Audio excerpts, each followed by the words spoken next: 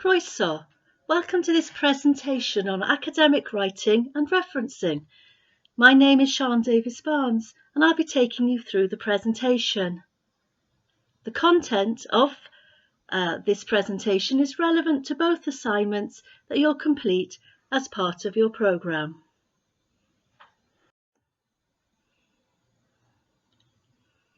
It's likely that some of you will have completed academic assignments within the last year, while others may have not written an academic essay for some time. It's hoped that this presentation will serve as a useful reminder of academic conventions for everyone. So with this in mind, the aims of the presentation are to review the features of academic writing, to introduce the Harvard method of referencing, and to highlight guidance and support available to you.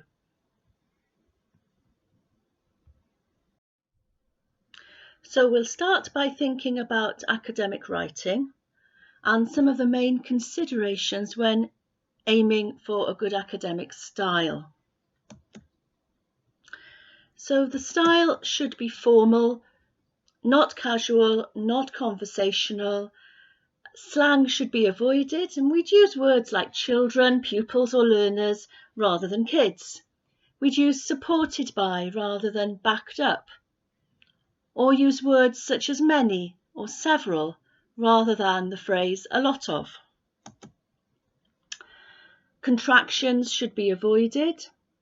They should always be written out in full. So I have rather than I've, or I will not rather than I won't. Avoid using etc. or phrases such as and so forth in your academic writing. These phrases leave the reader having to guess what you might mean, and at M level the reader shouldn't have to guess your meaning. You need to set out your argument clearly. Initials and acronyms, abbreviations need to be introduced by stating in full on first use. So in the example, British Educational Research Association is written out in full and then followed immediately by BERA in brackets. After this, in the rest of the essay or the academic piece of work, the word BERA can be used on its own. Academic convention is to use last names only in essays in academic work. So no first names in the main body of the text, and the author's initials will appear in the reference list. Avoid sweeping statements. Ensure all claims that you make in your writing are supported with evidence. Often this will mean substantiating claims with reference to literature. As appropriate to the focus of the essay, you might also refer to your own experience to justify claims you are making, but you must make this clear to the reader. A reminder here about protecting the anonymity of schools, pupils and colleagues in both assignments. And just to confirm that writing in the first person is absolutely acceptable in both assignments. Often in academic writing, the third person or the passive voice is used, but in your assignments for PGCE, because of the personal aspect of your assignments and the reflection involved, writing in the first person is fine, absolutely acceptable. Now we have a short activity. Please read the extract below and note the ways in which the academic style could be improved. I suggest that you pause the presentation at this point and take a few minutes for this. Make some notes about what you change, rewrite the paragraph and see what you come up with.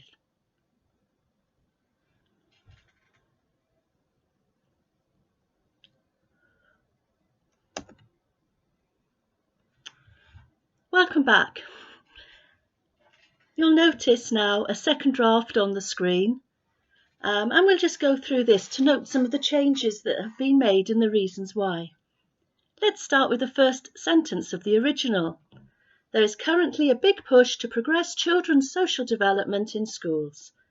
Perhaps you've noticed the rather conversational phrase there, a big push. This has been changed to a strong focus in the redraft. Also, you'll notice that the phrase in Wales has been added to that opening sentence. There is currently a strong focus on progressing children's social development in schools in Wales. Jones 2018, Williams et al. 2019. So by adding the phrase in Wales, we're making it clear that the focus here is on education in Wales, not education in England or Scotland or the UK generally, or indeed globally, with clear focus on Wales.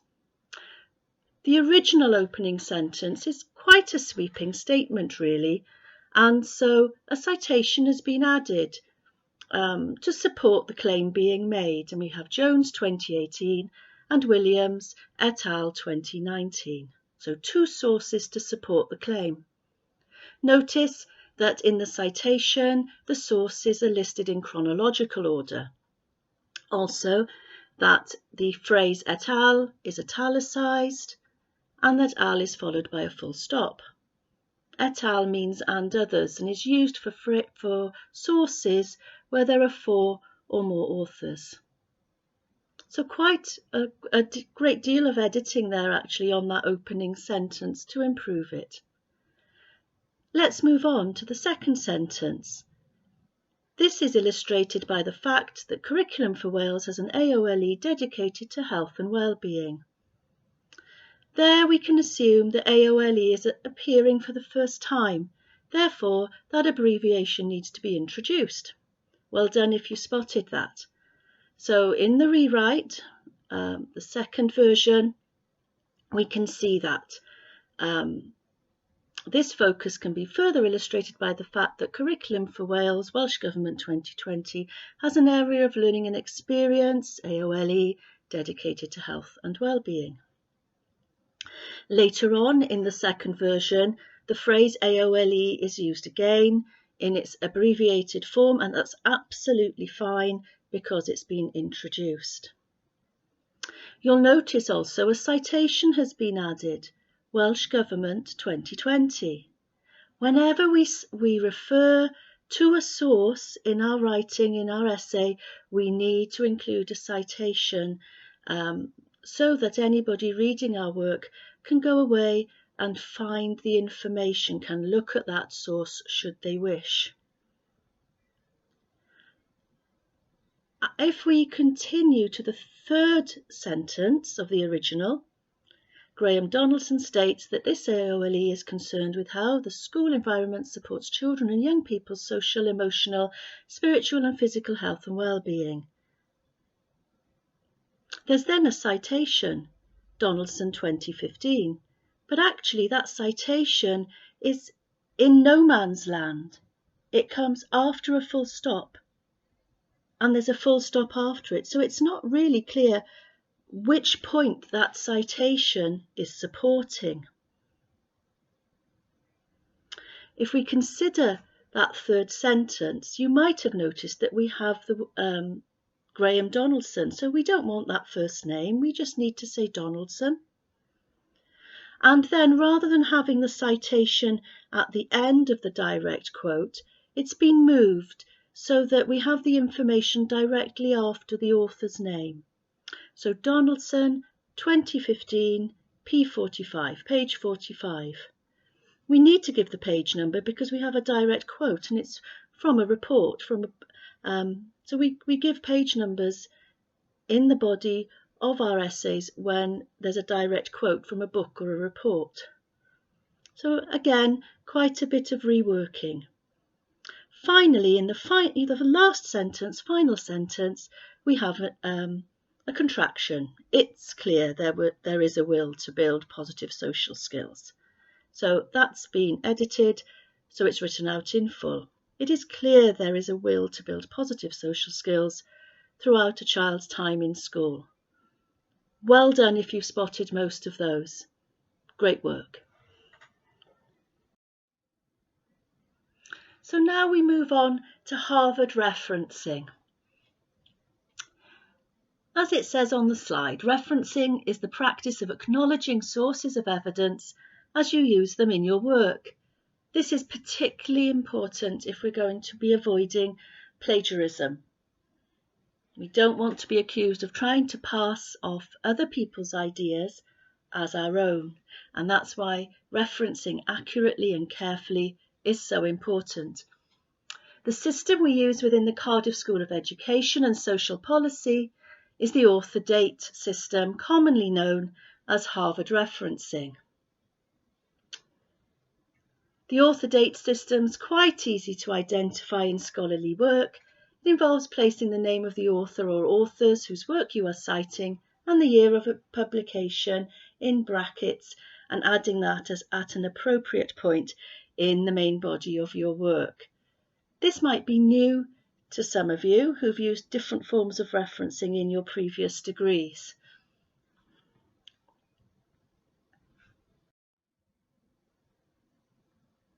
So, why reference? Well, accurate referencing is a hallmark of high-quality academic work. It requires a careful, organised and methodical approach to constructing and writing your work. It demonstrates also that we've read widely and are using academic and ideas and theory from other sources to inform our thinking. And as I said earlier, if we reference correctly, we're acknowledging those sources and not trying to pass them off as our own. Accurate referencing leads to enhanced analytical ability and communication skills. It's really important to reference accurately because the whole idea of research is that you share knowledge and new knowledge and understanding, and you may refer to some sources which your reader is not familiar with. So if you reference accurately, it enables the people reading your work to go away and find those sources and spread that knowledge and that understanding. Referencing can also stimulate creativity as if it's treated as a way of expressing knowledge and understanding. So when you're note-taking, you'll be analysing ideas, you'll be synthesising that information, making connections between what you've read where different authors agree, where they have opposing opinions, and then if you've noted all of that carefully, you then have to construct your essay. And so deciding on your points and substantiating those with the literature that you've been interrogating, and this is a creative act.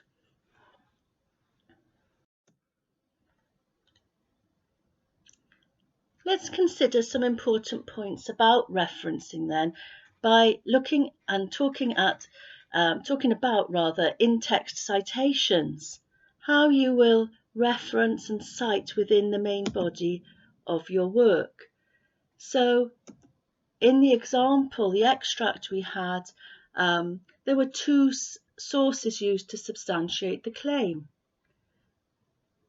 They've been presented chronologically. And we have et al, which is used for 4 or more authors. This is one way that you can present a citation within your work. You might want to include a direct quotation. So this is how you might set out a quotation that actually can be worked into a sentence. Donaldson, 2015, page 45, states that this AOLE is concerned with how the school environment supports children and young people's social, emotional, spiritual, physical health and well-being. Here we don't have the author in the bracket, we have the year of publication and the page number.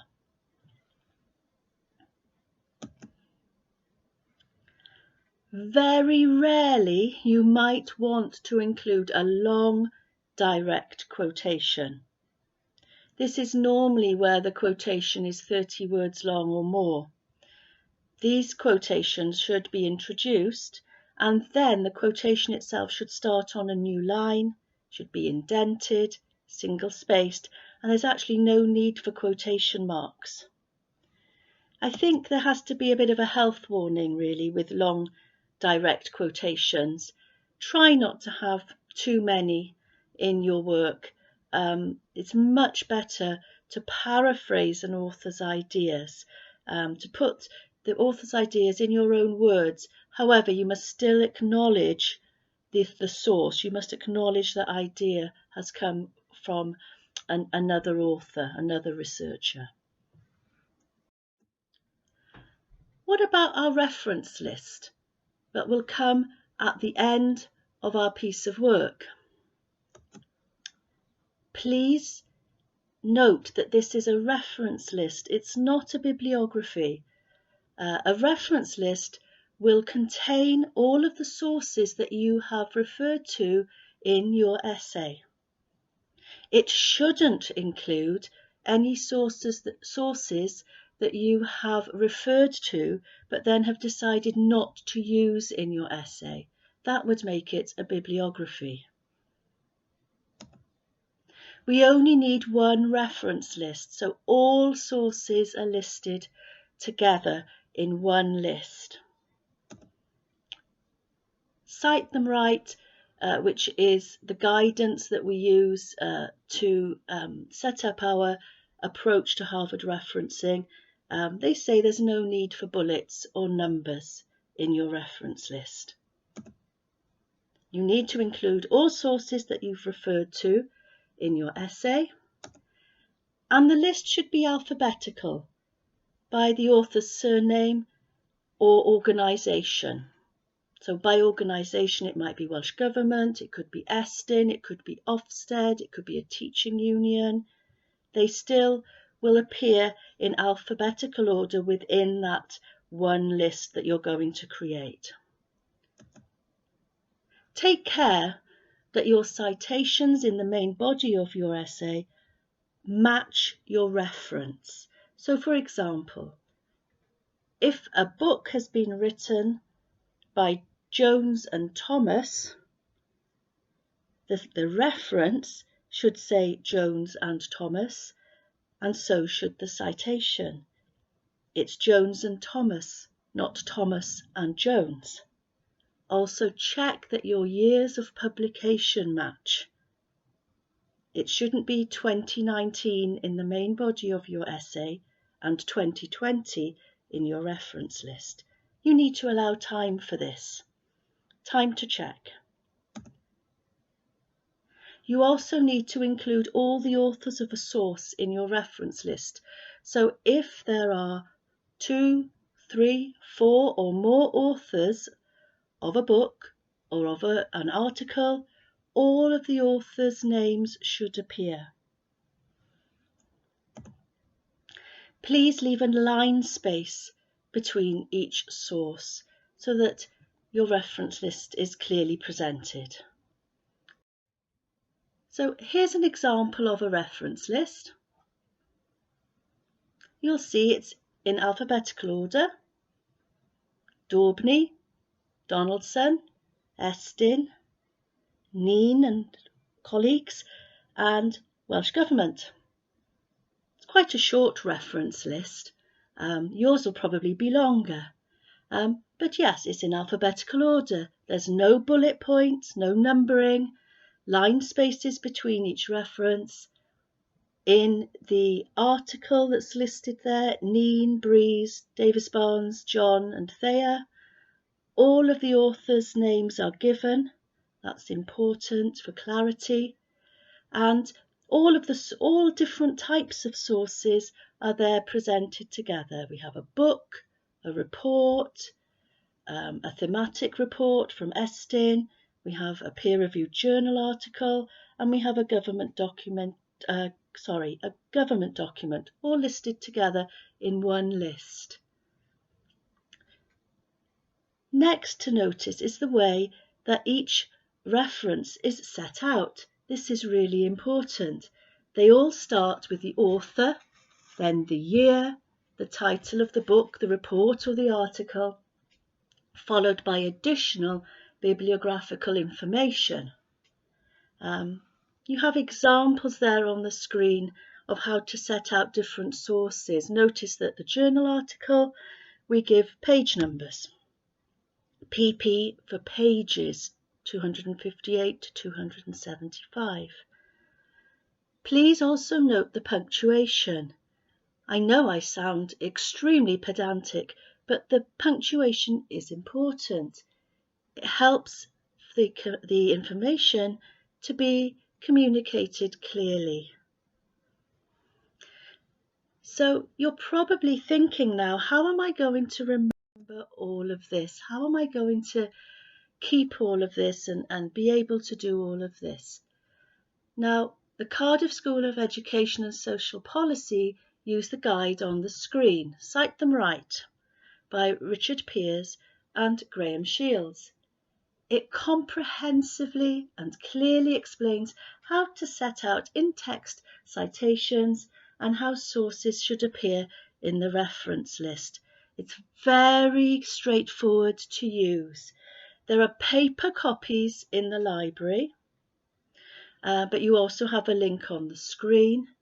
And if the link for some reason stops working, you go to the academic skills pages of the Cardiff Met Library and IT website, and you go into academic skills and you'll see an option for referencing, and you'll pick up Cite Them Right from there.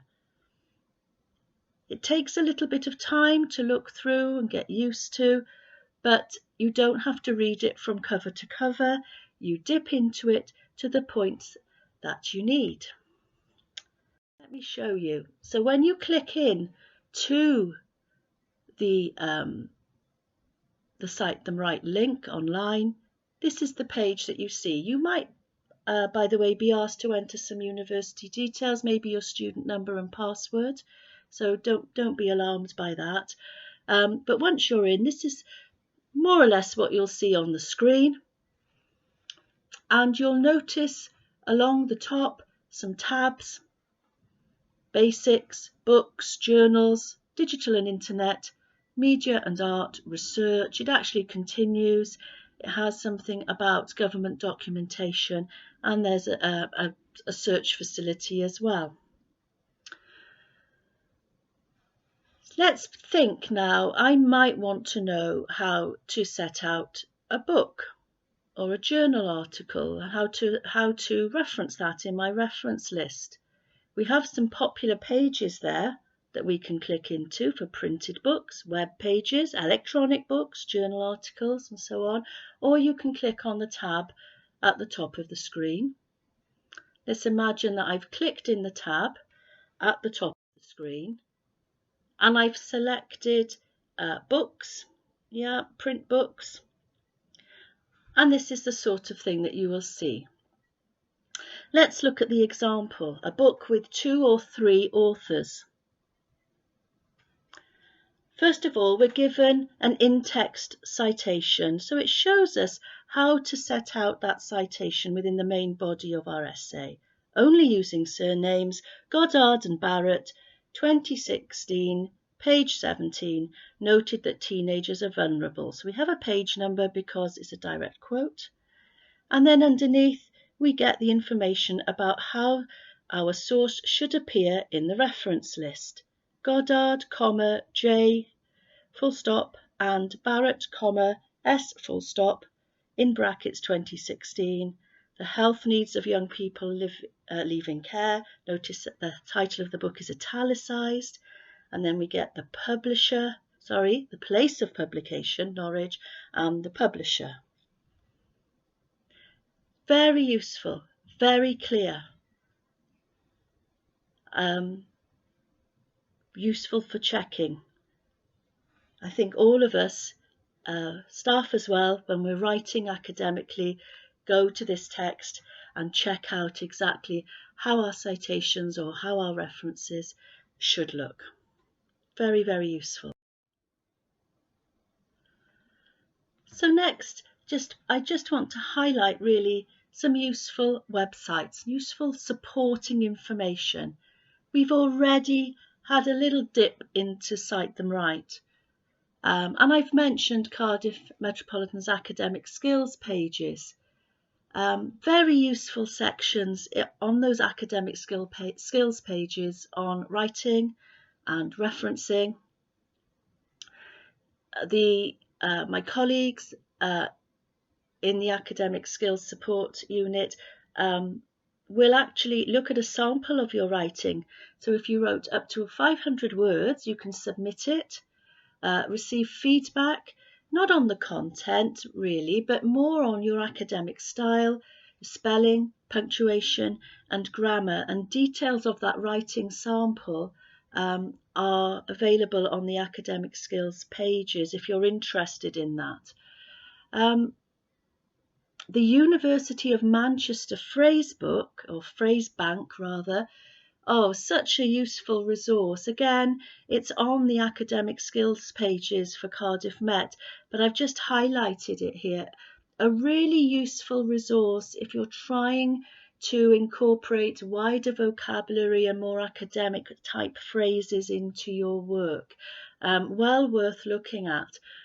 If we click in it, this is what you see.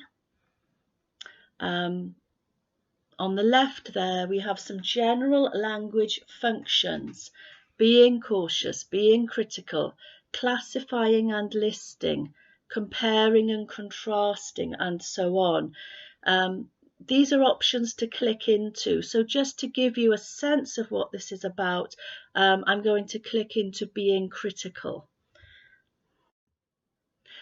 And there are further options to select, but I've gone into using evaluative adjectives to comment on research. And you'll see here so many useful phrases, different vocabulary that you can use. So for example, in this useful study of assessment for learning, Smith showed that. Or in this important investigation of peer assessment, Jones concluded that. So lots of ideas for different phrases to bring some variety to your writing and to help you develop a more academic style. Here, still in the section being critical, some help if you're trying to introduce the critical stance of particular writers. So you might be looking at phrases, wanting a phrase to introduce an opposing opinion, for example. So we have Jones in the centre of that list. Jones, 2003, has challenged some of Smith's conclusions, arguing that, and then whatever the point is that he's making. Really, really useful resource. Well worth having a dip into if you're trying to vary some of the phrases that you're using in your assignment. Coming to the end now, and we'd be grateful, please, if you could please complete, sign and date this form, the Unfair Practice Self-Declaration form. Basically, it's acknowledging that you understand what plagiarism and collusion are, and you've had an introduction to Harvard referencing. So you're declaring that you have a good understanding of how to make sure that your assignments are fair, you're upholding fair practice. Primary students, the form's available on Moodle in the Research and Inquiry tile. And secondary students, please go to your generic Moodle module where you'll find the form in the Assignment Support tile. And as I said, once you've completed it, please take a photo or scan it and upload it to your PLP. Just some further reading here to some text that you might find useful to look at for further guidance about academic writing. And we're at the end of the presentation. So thank you for listening and good luck with your assignments.